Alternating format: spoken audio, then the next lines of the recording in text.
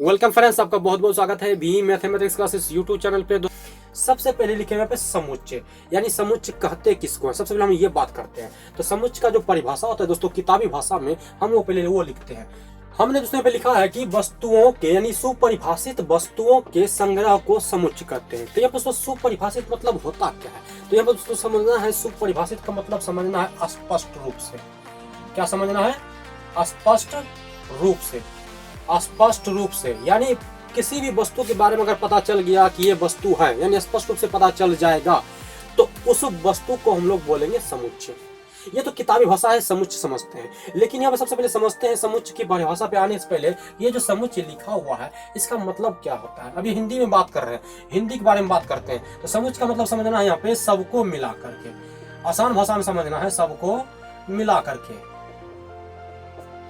समुच्चय का मतलब समझना है आसान भाषा में सबको मिला करके, या सबको काउंट करके, या सबको एक लाइन में सजा करके लिखना है। समुच्चय का मतलब यहाँ पे ये समझना है। दूसरा बात ये आता है तो इंग्लिश में सेट, तो आप लोग कभी गांव घर में या मतलब जैसे दर्पण के सामने में खड़े रहते होंगे तो अपना बाल को सेट करते होंगे, है ना।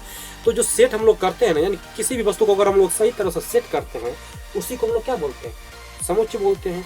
तो वही परिभाषा लिखा हुआ कि सुपरिभाषित वस्तुओं के संग्रह को समुच्चय कहते हैं। यानी जिस वस्तु के बारे में पता चल जाए कि उसको हम लोग अच्छी तरह से सजा सकते हैं या लिख सकते हैं या इकट्ठा कर सकते हैं, उसे हम लोग क्या बोलेंगे? समुच्चय बोलेंगे। इसका समुच्चय का दूसरा मीनिंग होता है इकट्ठा करना। आसान भाषा में अगर समझे तो इसका दूसरा मीनिंग होता है इकट्ठा करना।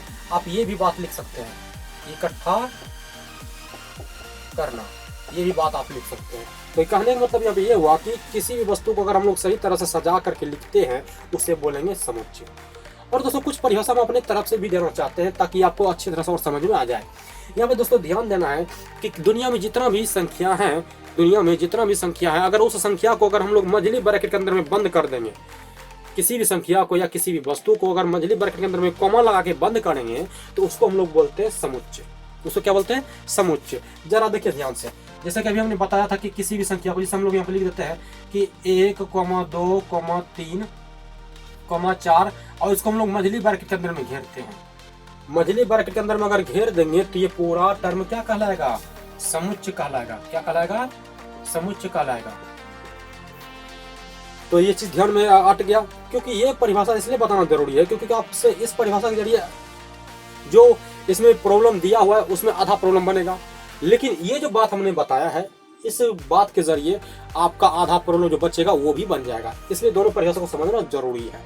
तो दूसरा चीज ये समझते हैं दोस्तों समुच्चय को समझने के लिए और आसान भाषा में, कि अगर किसी भी चीज के बारे में स्पष्ट पता चल जाएगा, किसी की चीज के बारे में अगर स्पष्ट पता चल जाएगा तो वो समुच्चय कहलाएगा।